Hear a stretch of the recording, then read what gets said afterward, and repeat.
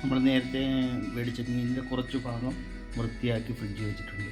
അപ്പോൾ വലിയ ചൂരയല്ലേ, അപ്പോൾ നമുക്കെല്ലാം കൂടെ ഒന്നിച്ച് വയ്ക്കാൻ പറ്റില്ലല്ലോ. പിന്നെ അടുത്ത് മീൻ കറി വയ്ക്കാനുള്ള തയ്യാറെടുപ്പാണ്. വെളുത്തുള്ളി, ഇഞ്ചിയും, പച്ചമുളക്, തക്കാളി, പിന്നെ സവാള, വറ്റൽമുളക്, കറിവേപ്പില, പിന്നെ പുളി, നമ്മുടെ പെണം പുളി, കടുക്, ഉലുവ. അപ്പോൾ നമുക്ക് തുടങ്ങാം. ആദ്യം നമുക്ക് ലേശം ഉലുവ ഇട്ട് കൊടുക്കുക.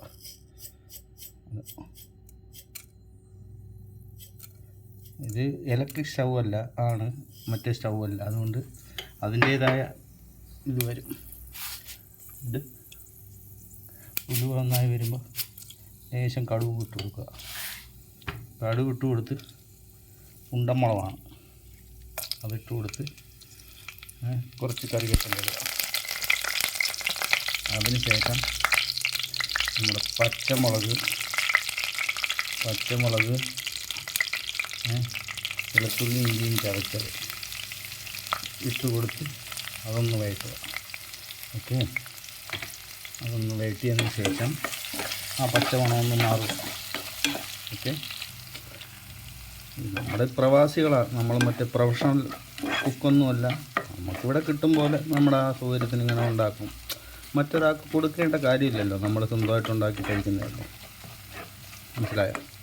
നമ്മൾ സ്വന്തമായിട്ട് ഉണ്ടാക്കി കഴിക്കുന്നു. ഉപ്പ് കൂടിയാലും പുളി കൂടിയാലും നമ്മൾ തന്നെ കഴിച്ചാൽ മതിയല്ലോ. മനസ്സിലായില്ലേ? നമ്മൾ ചെറുതായിട്ട് അരിഞ്ഞു വെച്ചിരിക്കുന്ന സവാള അതൊന്ന് കൈ കൊണ്ട് ഇങ്ങനെ ഞാൻ ഇവിടെ ഇട്ട് കൊടുത്താൽ കുറച്ച് ഇതാവും. അതൊന്ന് ഇടുക. ഓക്കെ, സവാള ഇട്ടിട്ട് ലേശം ഉപ്പ്, അതായത് ഉള്ളി പെട്ടെന്ന് വഴണ്ട് കിട്ടും.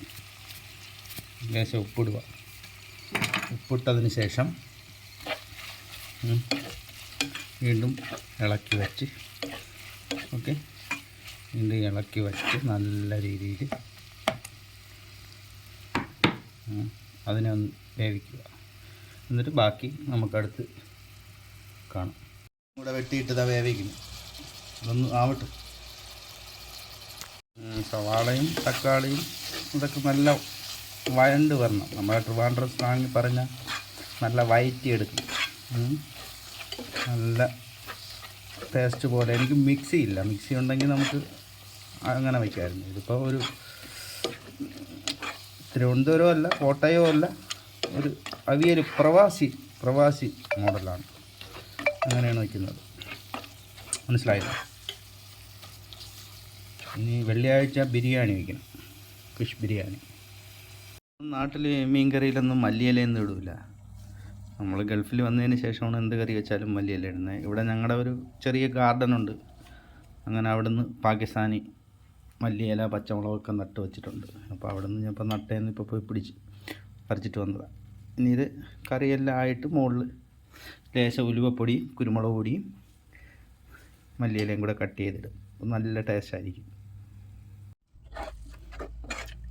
മസാല അടിക്കുന്നതാണ്. മസാല ഒന്നിതായി വരണം. ഓക്കെ,